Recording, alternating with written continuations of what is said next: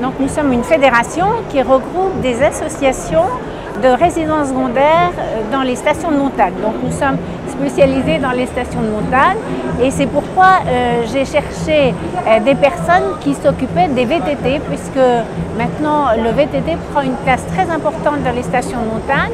Aussi, dès qu'il n'y a plus de neige, on voit des VTT, on en voit même maintenant sur la neige. Donc ça posait aussi quelques problèmes avec les randonneurs, parce qu'en montagne, souvent, les randonneurs croisent des VTT et ce n'est pas toujours évident.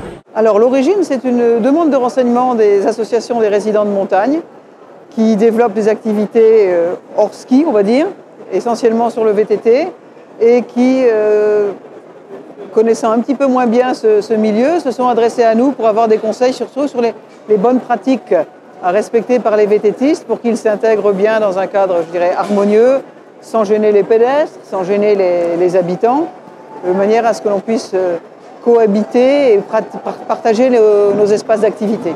Donc nous avons décidé, quand j'ai rencontré Madame Cano, d'élaborer une charte de bonne conduite de façon à ce que les randonneurs et les VTTistes puissent bien collaborer ensemble. Voilà. Alors concrètement, c'est essentiellement du conseil, un apport de bonnes pratiques, d'une part via les offices de tourisme par exemple, mais aussi les loueurs de matériel de VTT, parce qu'on sait que les loueurs de matériel dans les stations, ils sont très bons sur le matériel de ski, ce qui est tout à fait logique. Ils sont quelquefois moins expérimentés, on va dire, sur le matériel VTT. Et donc là, nos clubs, nos associations ont peut-être un travail à faire en commun. Ah ben, on espère la diffuser tout de suite, le plus possible,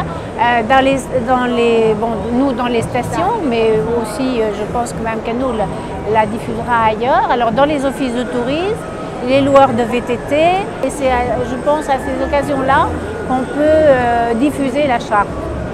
Et le fait qu'on ait été contacté, pour nous, c'était un très bon signal. Ça veut dire que nos compétences sont reconnues, que les VTTistes de la fédération ont bien travaillé et donc c'était naturel de répondre à cette demande.